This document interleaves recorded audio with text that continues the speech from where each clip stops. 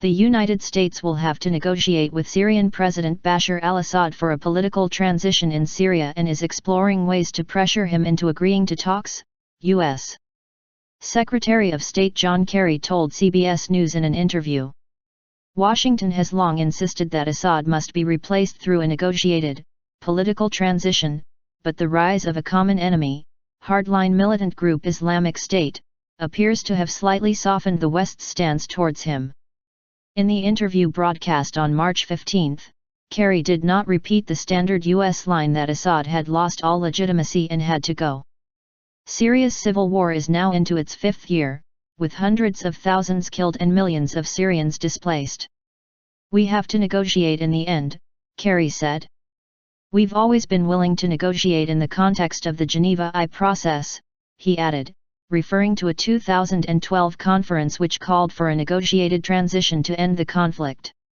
Kerry said the United States and other countries, which he did not name, were exploring ways to reignite the diplomatic process to end the conflict in Syria. What we're pushing for is to get him, Assad, to come and do that, and it may require that there be increased pressure on him of various kinds in order to do that, the Secretary of State said. We've made it very clear to people that we are looking at increased steps that can help bring about that pressure, he added. The United States led efforts to convene UN-backed peace talks in Geneva last year between Western-backed Syrian opposition representatives and a government delegation. The talks collapsed after 2 rounds and no fresh talks have been scheduled. Russia convened some opposition and government figures in January for talks on the crisis, but they yielded little progress and the main opposition coalition boycotted them. To get the Assad regime to negotiate, we're going to have to make it clear to him that there is a determination by everybody to seek that political outcome and change his calculation about negotiating, Kerry said. That's underway right now. And I am convinced that, with the efforts of our allies and others, there will be increased pressure on Assad.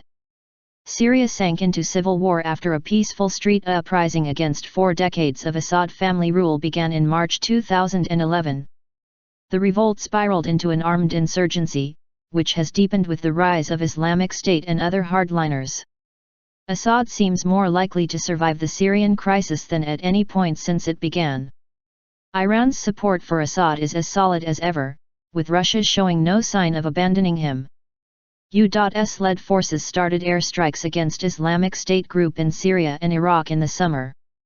Washington has said the campaign in Syria is not coordinated with the Syrian military, which also views the group as its enemy.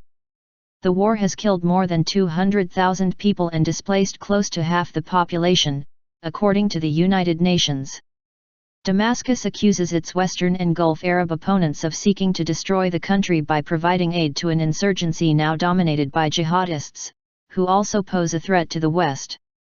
Assad appears to be betting that the U.S.-led campaign against Islamic State will force Washington to engage with him.